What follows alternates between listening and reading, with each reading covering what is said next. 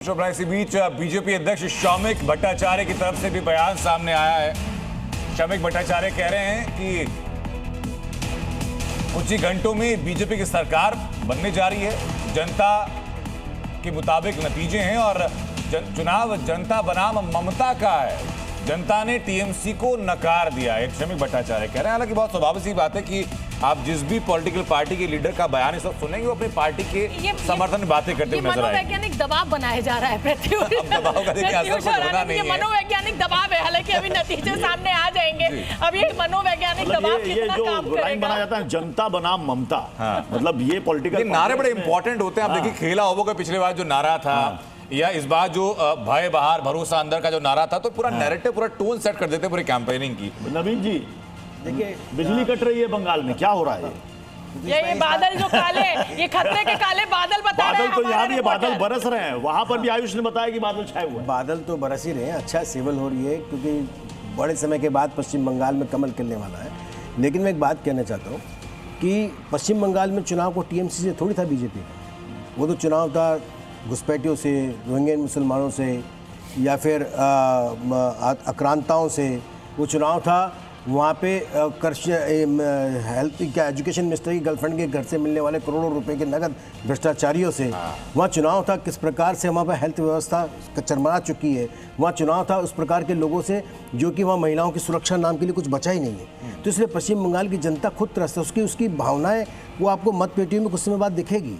अभी हम समझ रहे हैं कार्यकर्ताओं की भावनाओं से, कार्यकर्ता क्या कह रहा है कि किसकी सरकार बनेगी। लेकिन कार्यकर्ताओं को अगर आप छोड़ दो, अगर सही प्रकार से भारतीय जनता पार्टी, मैं ये कहता हूँ कि वो उन ताकतों से लड़ने में कामयाब हुई तो भारतीय जनता पार्टी 180 से ज़्यादा सीटें जीतेगी। 8 बजे का रुझान आना शुरू होगा और लगभग 9 बजे से तस्वीर तेजी के साथ बदलनी शुरू हो जाएगी। नानतू हमारे सहयोगी लगातार बने हुए विधाननगर से।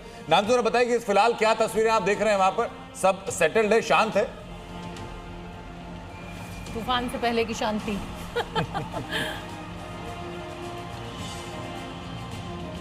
देखिए अभी तक जो वोट कर्मी और जो पार्टी का एजेंट था सब लोग अंदर घुस गए। आपको दिखा रहा हूँ ये जो बिल्डिंग है 116 विधाननगर जो विधानसभा क्षेत्र के है, यहाँ पे इस बिल्डिंग में उसका काउंटिंग होगा।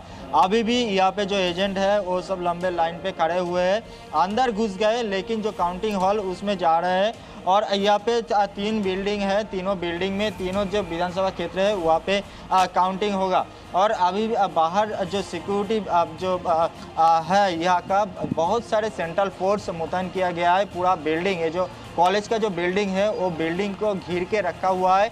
दोनों पॉलिटिकल पार्टी दोनों अलग तरफ, एक तरफ तृणमूल और एक तरफ बीजेपी, दोनों का अलग कैंप किया गया है। वहाँ पे जो बीजेपी और तृणमूल का जो कर्मी आएगा, जो समर्थक आएगा, उस स्टैंड पे ही रहेगा। 200 मीटर के अंदर किसी को भी आने के कोई परमिशन नहीं है। बहुत सारे बैरिकेड किया गया है, वहाँ पे उन लोगों को चेकिंग करके फिर अंदर आने का दे रहा है। और बता दूं कि नानतू हम आपके पास लौटेंगे। एक बार फिर से मैं प्रमोद आपके पास आ रहा हूँ। आपके पास इस वक्त क्या तस्वीर है?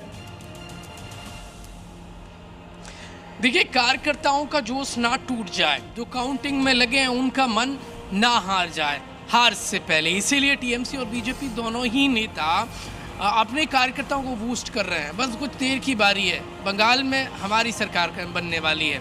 यही टीएमसी कह रही है, यही बीजेपी कह रही है। देखिए जनता का जो मत है, कुछ देर में पेटी खुलने वाली है। ठीक 15 मिनट बाद पोस्टल बैलेट की गिनती शुरू होगी और इसके बाद ईवीएम का ताला खुलेगा तो पता चल जाएगा। देखिए बंगाल में बादल का कोई काम नहीं, सिर्फ सूरज निकलेगा। ये सिर्फ सूरज, क्योंकि बादल बहुत दिन से छाए हुए थे, आज सिर्फ सूरज की बारी है। आज सूरज देखते हैं। देखिए फूल तो खिलेगा, अब कौन सा वाला खिलेगा, वो टीएमसी वाला खिलेगा या बीजेपी वाला खिलेगा, वो कुछ देर में काउंटिंग के बाद तय हो जाएगा। यहाँ पर आप देखिए तो सेंट्रल फोर्स, वहाँ पर रोड बंद कर दिए गए हैं, रोड ब्लॉक कर दिए गए हैं। देख लीजिए दोनों तरफ कोई भी आवाजाही, यानी पर भी परिंदा नहीं मार सकता। आसपास की जो मार्केट है, दुकान है, वो पूरी तरीके से बंद है। यहाँ देखेंगे तो आप वाइट वर्दी में, जो सफ़ेद वर्दी में आपको कलकत्ता पुलिस नजर आएगी, सेंट्रल पैरामिलिट्री फोर्स 1, 2, 3। अब तक जो 3 लेयर की सुरक्षा थी अब उसे बढ़ाकर 5 लेयर की कर दी गई है। और दूसरी बात, जो लाइट वाला मैटर हो रहा है वो उनको सियासी ये लाइट का खेल है। देखिए इलेक्शन कमीशन को सफाई देनी पड़ रही है जी। सफाई देनी पड़ रही है कि लाइट कटौती से हमारा कोई लेना देना नहीं है। बिल्कुल, देखिए चुनाव आयोग पूरा टेक ओवर कर लेता है, इसमें कोई संदेह नहीं है। ये यहाँ पर मॉडल कोड ऑफ कंडक्ट लग जाता है, लेकिन बिजली नहीं आ रही है, ये बड़े मुझे लगता है आरोप कुछ अजीब से है। मैं राजेश जी आपका रुख करना चाहूंगी, और ये मैं बहुत अहम सवाल आपसे पूछने जा रही हूँ, और अहम मैं इसलिए कह रही हूँ कि